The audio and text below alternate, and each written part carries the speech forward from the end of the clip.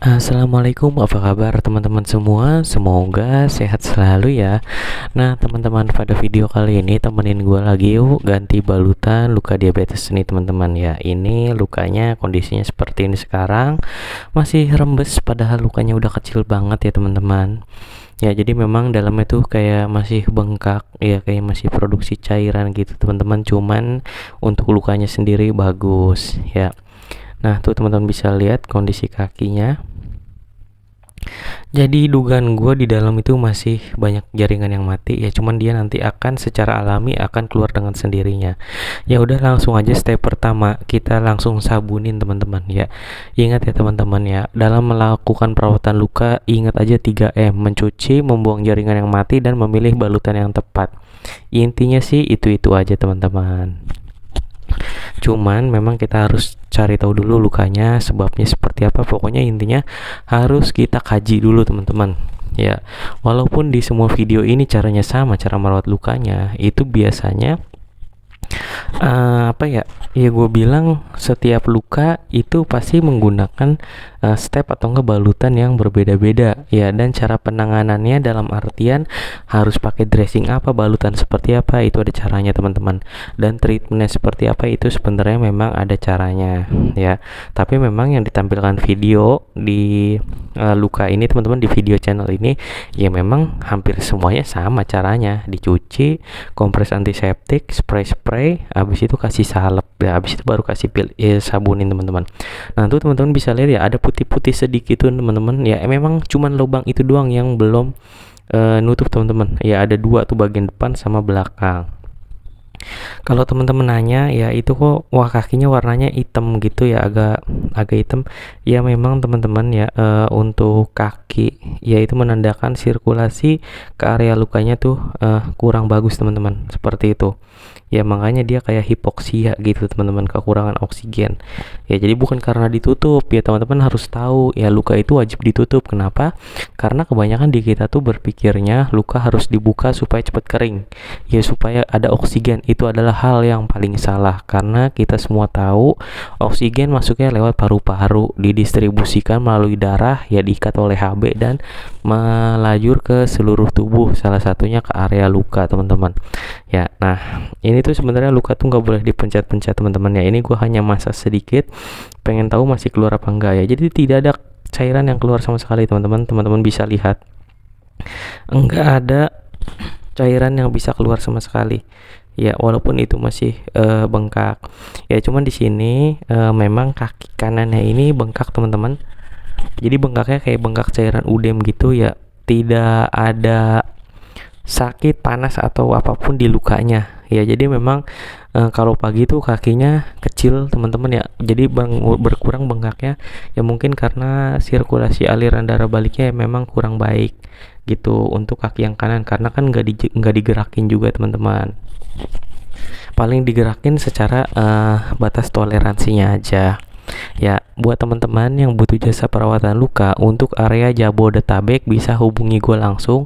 Gue bisa langsung datang ke rumah teman-teman ya, dan mengajarkan bagaimana caranya merawat luka. Jadi nanti selanjutnya teman-teman bisa rawat lukanya sendiri. Gue juga jual produk salep, antiseptik, dan sabun teman-teman, yang teman-teman bisa order langsung di toko Oren ya. Di sana gue jualnya tuh nggak nama produknya nggak gue tampilin, tapi berbentuk pesanan 1, 2, 3 ya, karena memang ini nggak gue jual bebas. Karena apa? Karena kalau orang awam ya tanpa penjelasan, jadi gini teman-teman, mau teman-teman pakai salep semahal apapun, kalau nggak ngerti cara rawatnya, biasanya lukanya juga tidak akan membaik. Mau teman-teman pakai salep yang 200.000, 300.000 ya, 500.000, mau pakai balutan yang sejuta ya, itu tidak akan membaik kalau cara merawatnya tidak tepat ya teman-teman ya. Jadi paham ya. Bahkan ada yang ngerawat luka tuh nutupnya pakai daun pisang teman-teman. Nah itu ada ya, nyucinya pakai rebusan air jambu, daun jambu ya, ada yang pakai daun sirih. Nah itu juga bisa ya. Sebenarnya memang ada by penelitian sekarang teman-teman. Cuman balik lagi, teman-teman tuh harus tahu dulu kondisi lukanya seperti apa ya. Jadi kalau teman-teman pakai bahan yang mahal semahal apapun, karena kan kebanyakan orang tuh kalau punya luka pengennya lukanya cepat sembuh, ya kan, tanpa memikirkan bagaimana prosesnya. Jadi memang perlu ada proses yang dilewati teman-teman, ya. Nah jadi kalau prosesnya aja salah, ya maka lukanya tidak akan sembuh, bahkan akan tambah memburuk, ya. Nah ini kebetulan lagi gua kasih lampu infrared sambil gua ozon, ya. Tapi di sini tuh nggak wajib ya teman-teman, karena ini hanya terapi tambahan dan karena kebetulan gue punya alatnya.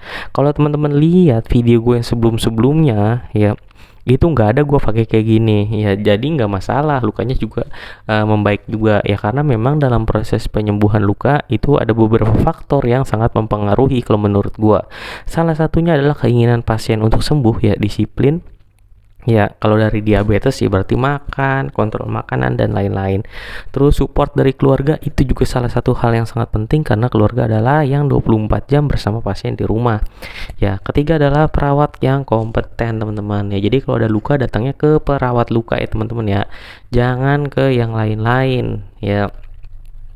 Seperti itu, ya, karena perawat juga ada banyak teman-teman, seperti dokter juga. Dokter kan juga ada banyak tuh spesialisasinya. Nah perawat juga seperti itu, ya. Jadi datanglah ke perawat luka.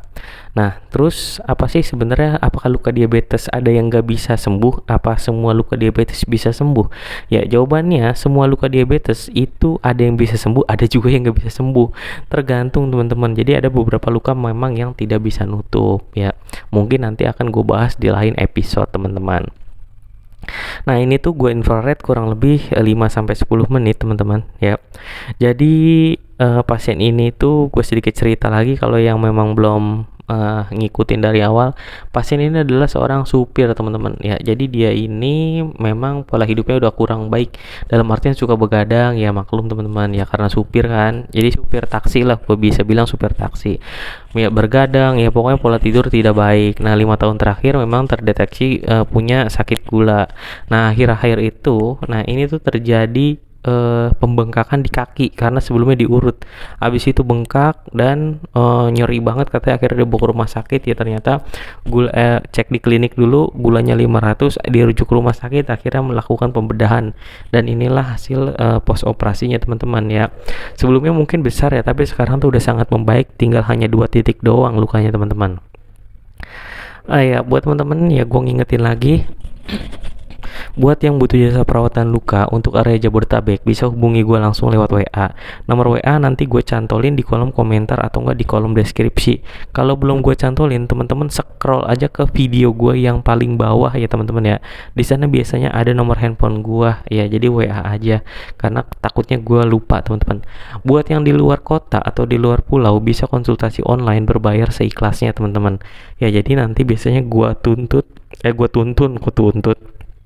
tuntun gimana cara ngerawat lukanya, ya. Jadi teman-teman tuh tinggal kirim foto dan video kondisi lukanya setiap ganti balutan, nanti kita evaluasi bersama. Biasanya yang di luar kota atau di luar pulau, biasanya gua akan bimbing seperti itu teman-teman, ya. Karena bang foto doang nggak bisa bang, nggak ada fotonya, ya itu susah teman-teman, karena foto aja kadang-kadang tuh berbeda dengan video. Kadang-kadang kita ngeliat video sama aslinya itu juga kan beda teman-teman, beda persepsi takutnya.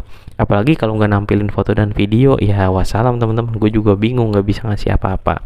Ini adalah salep yang ada kandungan zincnya, ya. Gue pakai Hydra Zinc, ini salah satu salep gue juga, ya. Jadi ini salep gue pakai di berbagai luka teman-teman, ya. Di sini tuh keluarganya punya Medcovagin juga, jadi di sini gue oplos sedikit teman-teman, seperti itu. Intinya masalah salep itu tergantung keuangan keluarga teman-teman, ya. Ini gua tutup pakai foam karena memang ada terjadi hipergranulasi, ya teman-teman, ya. Jadi gua tutup pakai foam di area tersebut. Habis foam gua kasih kasa. Nah habis gua kasih kasa, nah lukanya langsung gua tiban pakai Softtek, ya, karena mengingat produksi cairannya masih cukup banyak teman-teman, seperti itu. Nah baru di sini kita balut menggunakan grip bandage kalau nggak salah, ya. Kita bisa bilang elastis perban lah, ya, seperti itu.